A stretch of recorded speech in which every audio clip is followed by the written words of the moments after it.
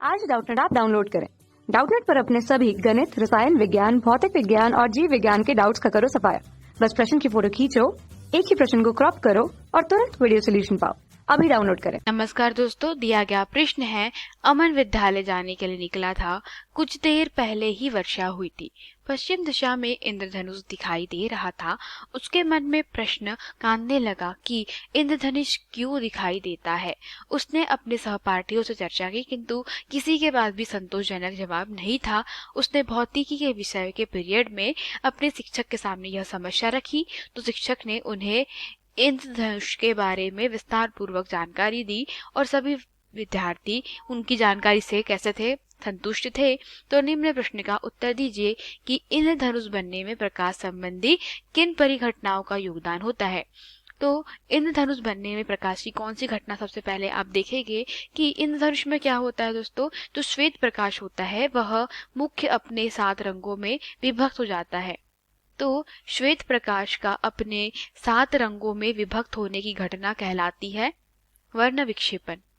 ठीक है, तो 7 रंगों में विभक्त होना, ठीक है, ये पहला इसका कारण होता है और इसे कहा जाता है वर्ण विक्षेपण।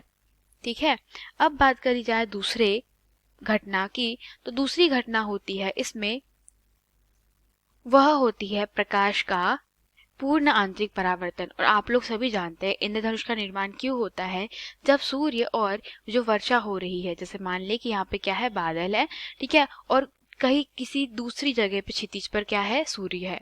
तो क्षितिज पे जब सूर्य होता है और किसी दूसरे छोर पे बारिश होती है, उस अवस्था में क्या होगा कि मान ले इस स्थिति में यहाँ पे क्या हो रही है, बारिश हो रही है। तो बारिश की इन बूंदों से, इन बारिश की नन्ही नन्ही गोल बूंदों से क्या होता है, जब प्रकाश क्या होता है, गुजरता है, तो इन बूंदों से गुजरने के बाद प्रकाश अपने मूलभूत रंगों में विभक्त हो जाता है। अर्थात जैसे ही बारिश की बूंद किसी भी बूंद मतलब किसी कोन से क्या होता है, इसके किसी सिरे पर टकराती है, तो यह क्या करेंगी, यह जो बूंद होती है यह अपवर्तित होती है। इस जो प्रकाश की किरण है इस बूंद के अंदर, और अपवर्तित होने के कारण क्या होता है, यह 7 रंगों में कुछ इस प्रकार से विभक्त हो जाती है। तो अपवर्तन के बाद अब ये यहाँ इधर बाहर ना निकलते हुए क्या होता है कि इसमें पूर्ण आंतरिक परावर्तन हो जाता है। अर्थात कुछ इस प्रकार से ये जो प्रकाश किरणें हैं दोस्तों क्या होती है, पूर्ण आंतरिक परावर्तित हो करके इसका पथ मार्ग अर्थात बाहर निकलने का मार्ग कुछ इस प्रकार से हो जाता है।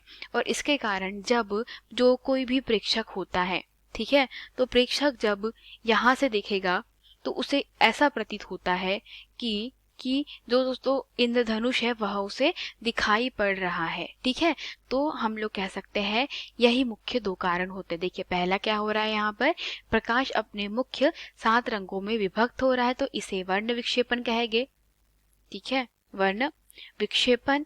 जबकि दूसरा क्या हो रहा है, यहाँ से प्रकाश किरण इस भाग से इस भाग में मतलब यहाँ ना जाते हुए कैसी होती है, कुछ इस प्रकार से आपतित होती है कि यहाँ पर जो आपतित प्रकाश किरण है बूंद की दूसरी परत से पूर्ण आंतरिक परावर्तित हो जाती है। और जो प्रेक्षक होता है जब वह देखता है तो उसे सबसे पहले हम लोग कह सकते हैं नीचे बैंगनी रंग का प्रकाश दिखाई पड़ता है और उसके ऊपर लाल रंग का प्रकाश दिखाई पड़ता है। और इस प्रकार से दोस्तों क्या होता है, जब दूर से प्रेक्षक दिखता है तो उसे ऐसा प्रतीत हो रहा है कि इंद्रधनुष बना हुआ है।